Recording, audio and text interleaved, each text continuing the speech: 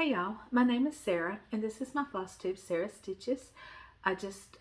Today is Tuesday, June 29th, and a lot later in the evening than what I normally choose to film. I don't normally film this late in the evening, but anyway, um, I would just like to welcome everybody back. And if you're new watching my channel, I'm glad you're here and I hope you enjoy my videos.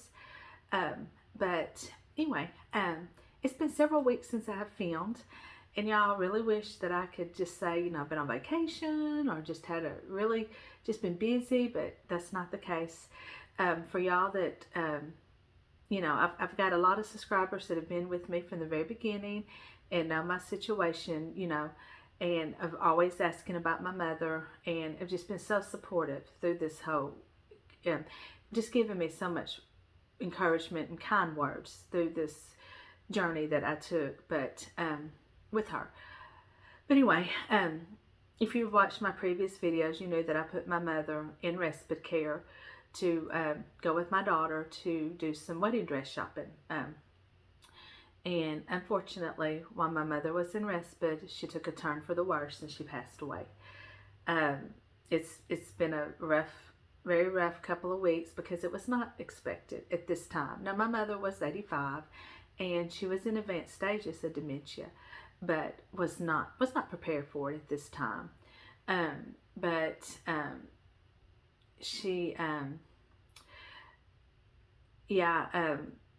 This video is kind of hard for me to film. I don't know really what to say or do here. But anyway, I had gone up there on a Monday to sign papers because she was coming home, because respite is only for 5 nights. And so she was coming home on a Wednesday morning, and I had gone up there on a Monday to sign. I still had to sign some release papers for her to come home.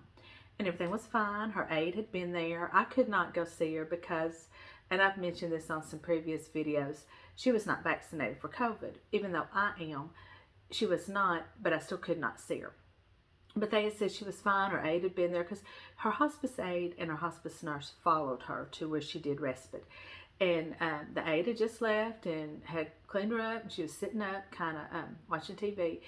And also, let me just make sure y'all understand, my mother had reached that point in dementia that if she didn't have visitors, she was okay. It wasn't like my mother was anxiously waiting people to come visit her. She really didn't. When you went and visit her, yeah, she would look at you. She didn't talk, and she would know you were there. But when you left, it was like she wasn't waiting for people to come. So it wasn't like I had left her someplace for 5 days and there was nurses and aides and people that were going in all the time. But it wasn't like my mother was anxiously awaiting people to come see her. But anyway, she had... they called me on a Tuesday afternoon. Matter of fact, I had filmed a video Tuesday morning thinking, oh, let me go ahead and get this video filmed and I'll just get it out of the way for the week. And because she was coming back that next morning, and it was going to be a little busier than what had been gotten used to. And so let me get this filmed. And I stepped outside for just 20 minutes.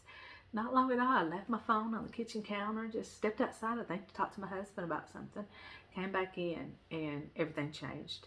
My phone was blown up with phone calls, with voicemails. As a matter of fact, the hospice nurse was on her way to my house. Now, my mother had not passed at this point. I don't want to give that impression, but she had aspirated and was not doing good, and they knew it would not be long. And so, of course, I dropped everything and went up to the nursing home, and they did at this point allow family and visitors in. And so my mother was not by herself when she passed. I was with her, and other family members were there with her. So she was not alone when she passed. And so, yeah, it's just, it's just been kind of rough. But we've had her service, and it all went good, and I was very pleased with it. We had done a lot of it we had done a lot of the planning in advance, and so there wasn't just a whole lot to do, and that was a relief at this point. It was a relief not to have to do all of it. And so but yeah, so yeah, now I'm just trying to get back to normal, the best normal, my new normal.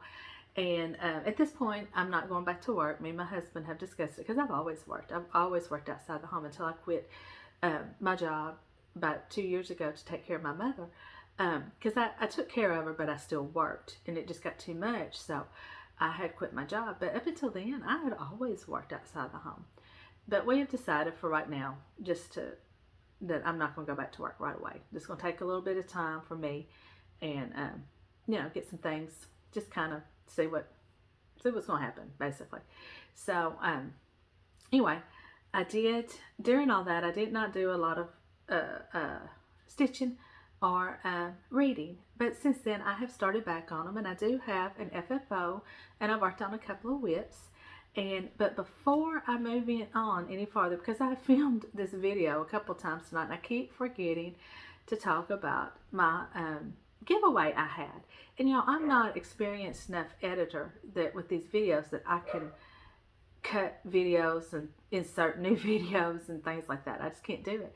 So anyway, I want to get this in before I forget. But the winner for Miss July, that was my PDF pattern that I was giving away. It was from Sweet Wing Studios. She's a shop on Etsy, and I will link her store. Was Cindy S. And Cindy, I think at this point I have already commented on your comment. And if you will just send me an email, or I can email you this PDF. And just congratulations. And I think I really believe this is going to be so cute stitched up, and I hope that maybe you can send me a picture of it once you get it stitched up, because it's so cute. But yes, Cindy S., you are the winner. But okay, got that done. Let me move on. Before I move on, I do have. I just want to show a couple paintings that my mother did. She was not a big cross stitcher. She did some needlework early. I can remember when I was a small child, I think she did a little bit, made some of those canvases, Christmas ornaments, I think one year. And she also crocheted some. She did crochet me an Afghan, and I'll have to get that out one day and show it to you. But my mother was mainly a painter. She was an artist. She loved to draw. She loved to paint. She was just very talented. She had a very good eye for design, for like home interior design type things. She could always just had a knack at arranging things and putting pictures on the walls that looked really good. And but she loved to paint more than anything and draw. And so I just want to show a couple that I found. This one she painted years ago, and it hung up in her house. And this was, as I said before, I grew up next door to my grandparents, which were her mom and dad, and my grandfather boarded horses. So this is part of a barn. This gate led back into the back pasture. And this little barn here, it was kind of like a shed, so to speak. It had tractors parked up under it, and I think it had a couple of horse trailers up under it, maybe just kind of a shed. But this and that tree, but that you could open that gate, and it went back into a back pasture area. And but yeah, I just always thought this was good. She did a really good job. I don't know how long ago it was that she did it, but it's been a long time ago. But yeah, that was one of them, and I've got this one in my house now. And this one here is one of my favorites, and we'll show, because she did this one when she was in assisted living, and has started kind of advancing a little bit. It wasn't too long after this that she did this that she kind of got to advance for the place that she was at. But they had my mother always was, even in assisted living, was very active. She was always very active. She just stayed on the go all the time. And even when she got in assisted living, she was always doing the bingo, going to Bible studies, go exercise, anything they had going on, she went. If they would get a group of them and load them up in their vans and take them to eat, or things like that. And she was always on board for that. But they had somebody come in one day and kind of did like a little mini art class. And I remember, because I always went when I got off work, I always went by there. And when I went in this particular day, the activities director stopped me and she said, "Oh, I'm so glad you're here. Come here, look at this. I just can't wait to show you what your mother did." Because they were just all amazed that what she had done. And so this is it. This is what she had painted. And you can tell, I got that ring light in it. I had there we go. I mean, you look at the shading in it, and you could tell she knew what she was doing. It looks like she's got like a path there that she's put down, and just look at the sky and the landscape. And I love it. I just every time I look at it, you know, I'm just amazed that she was able to do this in the stage of dementia that she was in. And yeah. So of course I got it. She gave it to me. I was like, "Oh, well, I want that. I don't want y'all leaving it in a room because there's no telling what would happen to it." But she said, "Oh yeah, we're giving it, you know." And so I immediately had it framed, and it's been hanging in my house. So yeah, just wanted to show those real quick because I just thought she was real talented. But I do have, let me show you my FFO. I finished Brenda Gervais' June wordplay. And y'all, I just love how it turned out. I'm just super proud of this one. I had seen I got this inspiration from an Instagram picture. The lady had, whoever it was, I don't follow them on Instagram. It popped up under a hashtag. And they had finished it like a quilt. They had sewn it like a wall hanging and then just tied it up here at the top with little bows. And it was just so cute. But, you know, my sewing skills aren't like that. So I just used the mat boards and did it like this. And I've got it tied on at the back like that. Don't look at my wonky bow, how I got it up. I've bought some magnets and washers, but they're not strong enough. I've got to get some stronger ones. But anyway, but I've just got these picks tied together, and they're loosely Velcroed up there. I think one good, I think they could easily fall over. But this is just a little bench thing that I got at Hobby Lobby. All the information's off of it. But yeah, I got it at Hobby Lobby. And I just finished it with that. It's just, this is some little black and white gingham material that I got at Hobby Lobby.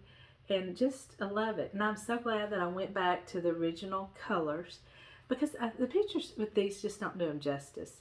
And I'm super happy with it. I had used the DMC conversion that I kind of figured out myself because they called for Gentle Arts and there's no conversion on the chart that I saw. But I went online and found a PDF with the Gentle Arts conversion to DMC. And, you know, pick my colors that way. And so I'm just super happy with it. I love it. So that's my FFO. And I also have, let me show you real quick. I got a couple more little birds. But see, I just think that looks so cute in there. You know, I've got it sitting. So, but yeah, I've got little things that I can sit in it that it won't cover up. Because I don't want something too big that covers up my stitching. But yeah, just super happy with this. And I really only worked on a couple of other things. I worked on, let me grab this. I got everything down here on the floor. This was the room my mother was in. It was originally my son's room. And then he moved out about the time, my mother moved in here and then he moved into the back room and then he eventually moved out. But this was, so it's her room now. But, you know, it's a good room to film me in. I've got this nice little corner here I can sit in with this chair. And but I just got to get me a little table or something to sit over here where I can set stuff up on. But so now everything's down on the floor because I'm kind of unorganized. I think this this video might be a little scattered. But anyway, this is my July trucking of the month that I have done. And I'm about done with it. I've still got the flag and the cat to put there. And I have some more flowers to put over here. It calls for some flowers here, but y'all, I really think I might leave them off. And just put that flag and call it a day. But yeah, I'm about to get this one finished and I can put it on my tin. If you watched last week's video, well, a couple weeks ago video, I've started finishing them on this cute tin. And so I'm excited to get this one done. And then I worked some more on Plum Street Samplers Cow Pal. This is it. I don't know if you can hear that whining dog. I got a dog at the door whining. But so I put some more work on it. And this is it. Got that all hanging down. I still got to put the white in the cows and the grass, and I'm going to do the border. At first I said I wasn't going to do the border, but now I think it needs it. So now I'm going to stitch the border. But yeah, I definitely want to get this finished now, because my mother, when me and my husband, we first bought this house about 7 years ago, she bought me a real cute picture to hang in my kitchen, because I have like a little entryway leading from the garage into the kitchen, and she bought it to hang in there. And at the time the trucks were not really big like they are now and how I like them now, but it had an old truck in it and a cow and a barn. Just cute picture. And so now I got, this will be a cute little piece to put beside it, or kind of have a little cow display around it. So so yeah, I definitely want to get this one finished. So that's my progress on it, and that's all that I worked on. I didn't work on anything else, and I don't have a huge haul. I got a little bit of a haul. Everything that I bought was all bought before my mother took her turn for the worst. You know, like I said, we had gone to Conway for her dress appointment fitting, and y'all, she got her dress, and she looked beautiful.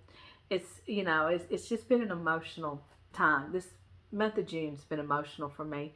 You know, daughter looking for wedding dresses, and then my mom passing, and it was, and you know, when I was at the bridal shop and we were trying on the dresses, and of course, you know, that's my baby up there, so I teared up, and then I got to think about my mother, and this was before anything happened, about how much she would enjoy this, because my children were her only grandkids, and the moon rose and set with them, and she would have just loved seeing Morgan in her wedding dress and all that, and would have been crying right along with me, and so then that made me cry more, and so it's just been an emotional time.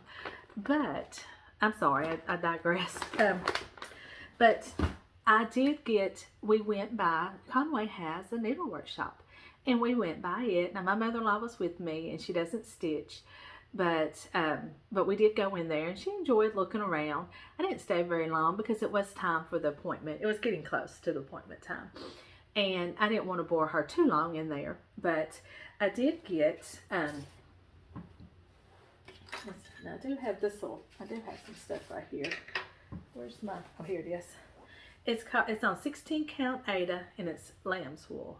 This is what I'm going to stitch my Lizzie Kate Halloween rules on. So all I gotta do is get my flosses. I've got the first two charts, and so I just got to get my flosses pulled for it, and I'll be ready to start this. So I'm excited about this, and I just wanted something simple to stitch it on. So I'm very happy. I've never stitched on 16 count, so I hope I like it. I feel like I will. And I got July wordplay. So I'm anxious to get this one started to put on my little bench, and I just think it's so cute. And then I picked up Boo Chockful,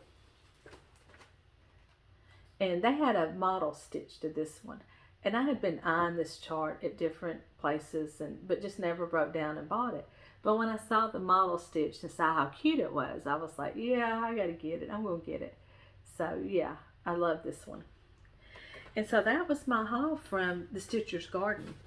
Yeah, that's a nice store. And it's a lot bigger than what I realized. They told me that they had just recently expanded it. But it's very nice. And I think what I'm going to do, I've kind of decided that I'm going to maybe order from them online because they are a little farther from me than Shepherd's Needle. And because we go to Little Rock all the time, I can go into Shepherd's Needle and get what I need. But I also want to order some stuff from this place and kind of, put more money or keep some of my money here with my local needlework shops. And so, but yeah, I really liked the store. I really did. They were very nice, very helpful, and had a big selection. I felt like a big selection of patterns. So yeah, really happy I went there.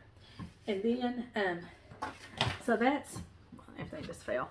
So that's really, I do have, let me take that back. I do have just 2 little things I bought for finishing. I've got, I picked this up at the Dollar Tree, and it was the only one my Dollar Tree had, but it's got the plaid, and I just thought that would be so cute with, I can just picture any stitching with the housewife, a lot of them on here. And I picked up from Walmart, and once again, this was the only one my Walmart had, but it's this little hanging thing here, and you can put little pieces on here, and it's got a little tassel. So yeah, I thought that was real cute. This was like almost $9. So yeah, I got those, and that's all that I got. I do, for my plans, I don't know if I mentioned my plans. My plans is not to have any plans, basically. I am going to do a little bit of Jolly July, but I'm not going to just make it all Christmas, all month. I can't do that. I do want to start my Santa Village because it's kitted up, it's ready to go. So that will be a July 1st start. And I do have another, and there possibly could be another Christmas start. Now that I'm kind of thinking about it, I might have another one.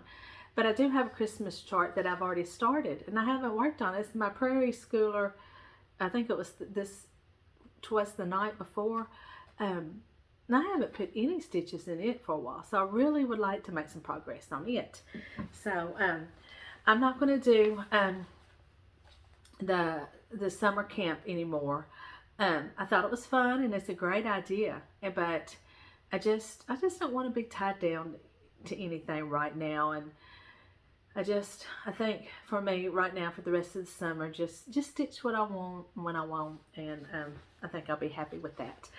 But I do want to start Bloom Chockfull though, because my mother's favorite flowers were daisies, and so this just reminds me of her.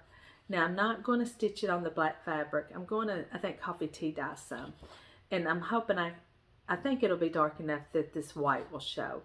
And I will probably change the jar color, but I want to stitch this in her memory. So I will start this sometime this month once I get my fabric dyed. And so that's really the only thing that I've really got planned. I did sign up for, and I know y'all have all seen them all over Instagram and Flosstube, but I signed up for the Fat Quarter Shop Stitch Quarterly, and I got that in. And y'all, I was very impressed with it. I got a lot. I feel like it's really worth your money. This is the chart. It's called Hello Summer. And it's really cute. I mean, I don't know when I'll get to stitching it, but it's really cute. And it came with some 14 count blue Aida. So I don't have any navy blue, so I thought that was nice. And then of course all the floss for it. They're all DMC. Got those. Real cute little needle minder. Little ice cream. And then these little finishing dots. And they remind me of when, these remind me of things that we used to do for scrapbook. My mother and me, we used to scrapbook years ago. Back when Creative Memories was real popular, and you could go to the consultant's home. They would have workshops like once or twice a month, and you would go and you'd spend Saturday scrapbooking.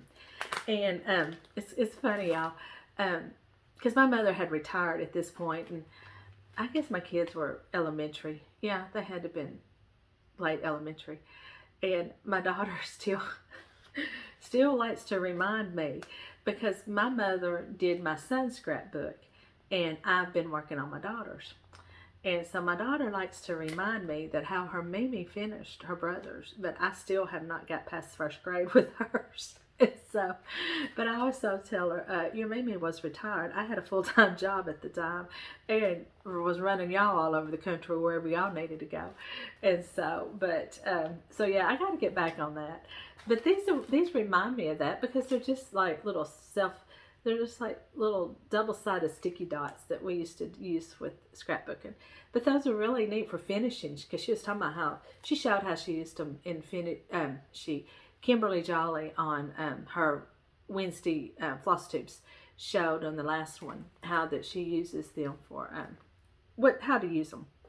And so, but yeah, it's got a nice little size packet of those. So so that's my haul. That's it. I do have a little bit of a book update if you want to hang around and watch that. I did finish Mary Jane Clark's. I'm sorry, somebody keeps hitting the door. I think it's a dog. I know what you. Do you want to know a secret? I was fixing to say I know what you did last summer. You know that movie. I don't know where that popped in my head, but anyway, do you want to know a secret? And y'all, it was really good. I was one of these books because you know sometimes with these thriller type mysteries you can kind of guess who the killer is halfway through it, but I didn't with this one. I was completely shocked. I didn't have a clue that this person was going to be it. And but this is it's a series and it's about Liza Blake, and she works for a news affiliate channel called Key, and the head anchorman has died. And so after this, she's been kind of thrust into the limelight because she starts covering some of his election stories that he was working on. And she starts to uncover some things, and then she realizes that she is the target. And so, and the one thing I liked about this book is the chapters are short. And you have a lot of characters in the book, but because the chapters are so short, you don't lose track of characters. I've read some books that, you know, have a lot of characters, but the time they would talk about it, and then you would read 100 pages later, and time before they'd mention the character again, and then you'd have to go back and kind of refresh yourself on them. And so this book, it was not that way, and I enjoyed it. And I do plan, I want to read some more of them. It was a library book, so I've already returned it. But I did start one of my other library books. Y'all, I've had to renew these books, I think, twice online now. So I'm hoping that, and I really was surprised they let me. I figured after the second, I figured when I tried to renew it the second time, they would be like, flag it. No, you got to come back in. But they did, and they let me renew it. But it's Never Laugh as the Hearse Goes By. And I'm on page 40. And y'all, I'm surprised I'm really enjoying this book. I just kind of picked it up because I thought the title seemed interesting, kind of funny.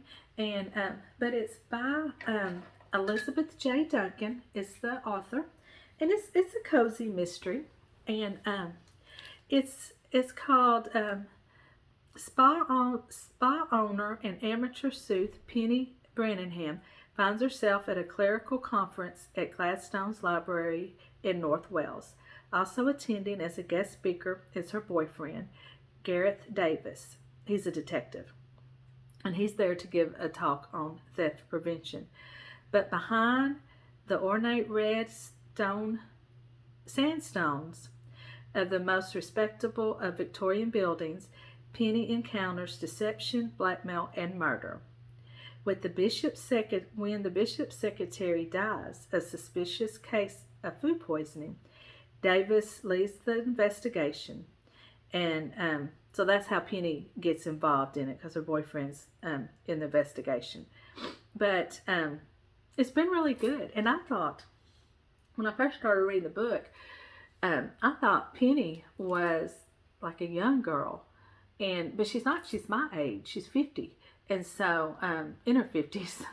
And so I was kind of, pleased by that this, because sometimes I have found in some of these cozy mysteries that, especially if the main characters are young, especially for me and my taste, sometimes they're a little silly. And so I was kind of, when I first started reading it, I thought, oh, I hope this don't go that way. But I don't think it is. I don't think she's going to be silly. But like I said, I'm only on page 40, but so far I am enjoying it. I've been surprised. So I can't wait to see what happens. But yeah, got that one started. And I've just got a few little books that I want to show that I picked up at my mother's house when I went over there. I just felt like I needed to get these books out of the bookcase because they were just some family books that I wanted to keep. I don't know why I hadn't got them before, to be honest, but the first one is Jan Karen. I didn't know, I talked about reading, and I still am reading the Mitford series, but I didn't know she wrote children's books. And it's Jan Karen, Jeremy, The Tale of the Honest Bunny. Isn't that cute? Little cute bunny. And y'all, this book, I don't even know if maybe she bought it for a gift for somebody and just didn't give it. I don't know, she might have bought it for my kids and maybe came in an Easter basket. I'm not sure. But it's like you can tell by when you open it that it hasn't been opened very much. It's kind of, the spine and stuff's still stiff. So yeah, it's like a brand new book. So that one. And then I found the Louisa May Alcott Library, A Garland for Girls. And this one, I feel like my mother might have bought this for me, trying to get me to read it, and I never did.